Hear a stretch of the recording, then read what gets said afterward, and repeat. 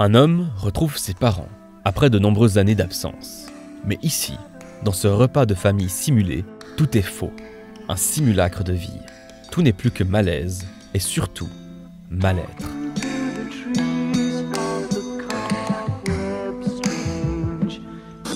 Bonjour à toutes et à tous et bienvenue sur la chaîne Projet Ventilo. Aujourd'hui, on va décortiquer une scène qui se trouve dans un film américano-canadien un peu trop méconnu à mon goût, Buffalo 66. De Vincent Giallo, sorti en 1998. Je vous résume vite fait le pitch du film en espérant que ça vous donnera envie de le découvrir. Dans Buffalo 66, on suit Billy Brown, qui sort tout juste de prison après avoir été accusé d'un crime qu'il n'a pas commis. Effectivement, pour rembourser une dette, il avait accepté de se faire accuser à tort.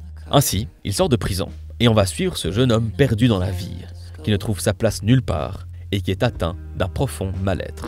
Et la scène qui nous intéresse aujourd'hui est celle d'un repas de famille. Billy souhaite renouer avec ses parents. Mais la subtilité, c'est que eux ne savent rien du séjour en prison de leur fils. Il leur avait menti en déclarant qu'il partait en voyage d'affaires avec sa femme.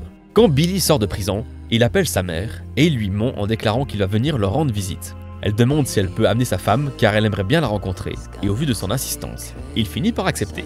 Le problème étant qu'il n'a pas de femme. Ainsi, il kidnappe la première femme qu'il croise, lui explique la situation et, sous la menace de cet homme visiblement perturbé, elle accepte de jouer la femme modèle, parfaite, pour plaire à ses parents. Et c'est comme ça qu'on se retrouve devant le repas de famille le plus étrange que j'ai vu au cinéma. Et pourquoi est-ce que je dis étrange? Parce qu'il n'y a rien qui semble fonctionner dans cette famille. Tout semble déconnecté, et ça se ressent surtout par la mise en scène. On va faire simple, je vais vous montrer l'ouverture de cette séquence, et vous allez vite comprendre qu'il y a quelque chose qui joue pas.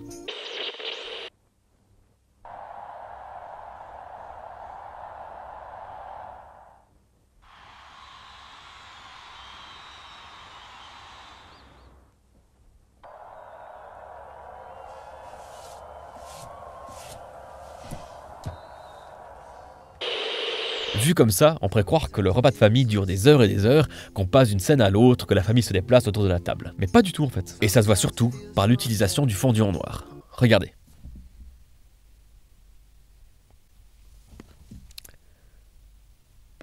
Combien de temps s'est-il passé là? L'ouverture de cette séquence représente à merveille les faux liens familiaux tissés dans cette famille qui n'en a que le nom. Mais également ce temps qui se suspend pour laisser place au silence du malaise ambiant. Dans un film conventionnel, entre guillemets, on aurait filmé un plan d'ensemble de la table pour comprendre où se situe chaque personnage. Puis, on aurait fait un plan serré sur chacun d'entre eux pour les dialogues. Mais là, c'est pas le cas.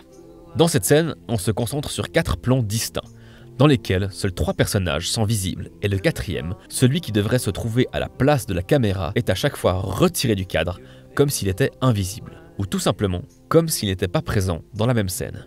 En résulte donc cette sensation étrange, transmise par cette idée de mise en scène, comme si les personnages n'existaient plus dès qu'ils sont retirés du cadre. Et ceci est à mon sens une idée qui permet de compléter le mal-être des personnages autrement que par le dialogue. D'un côté, on a le fils qui ne sait pas quoi dire pour éviter de mentir et qui pourtant est un vrai bavard quand ses parents ne sont pas là ou quand il s'énerve. Puis, on a la mère qui semble perturbée et préoccupée uniquement par les matchs diffusés à la télé. À côté, on a le père qui ne dit rien et ne fait rien, à part tripoter la femme de son fils dès que possible. Et en parlant de cette dernière, elle ne fait que simuler une prétendue relation amoureuse parfaite avec Billy en ajoutant beaucoup d'infos pour crédibiliser l'histoire. Et cette sensation d'être perdu dans le décor, perdu dans les dialogues et dans la mise en scène, ça ressort également par la non-utilisation de la règle des 180 degrés. Je ne vous apprends certainement rien, mais pour ne pas perdre le spectateur dans un dialogue, on utilise la règle des 180 degrés, qui a pour principe de dresser une ligne entre les protagonistes. On place alors la caméra d'un côté de la ligne et on ne devra pas la dépasser, sous peine de perdre le spectateur. Et donc, dans cette scène, cette règle, elle vole en éclats. Ainsi, non seulement les personnages sont déconnectés de par leur dialogue, mais également de par notre perte de repère dans l'espace. On ne sait plus qui est où et qui parle avec qui. Chaque plan semble être un tableau différent, un espace indépendant dans lequel se passe une autre scène. Les personnages parlent, mais pourtant, aucun ne semble vraiment créer de dialogue. Tous sont dans leur propre monde. Chacun joue à son propre jeu, sans véritablement cohabiter avec les autres. Comme si les autres personnages à l'écran, encore une fois, n'existait pas.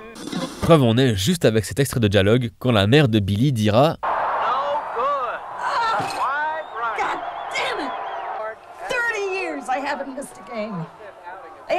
championship since 1966, and I missed that game because that's the day I had Billy. Elle parle littéralement comme s'il n'était pas là, enfonçant encore plus le clou de la non-communication dans cette famille. Ainsi, Buffalo 66 nous parle du mal-être d'un homme qui a vécu dans un environnement familial compliqué, de par les violences physiques et verbales et les non-dits. Cet homme, Billy, souffre et ne supporte plus ce qu'il est. Et c'est comme ça que j'analyse la scène du repas de famille dans Buffalo 66 de Vincent Giallo. Si vous avez d'autres analyses sur ce film, ou sur cette scène, ou sur d'autres films, ou sur d'autres scènes, n'hésitez pas à le dire dans les commentaires. Comme vous le savez, j'essaie de répondre à tout le monde, et j'ai une liste de toutes vos propositions. Dans tous les cas,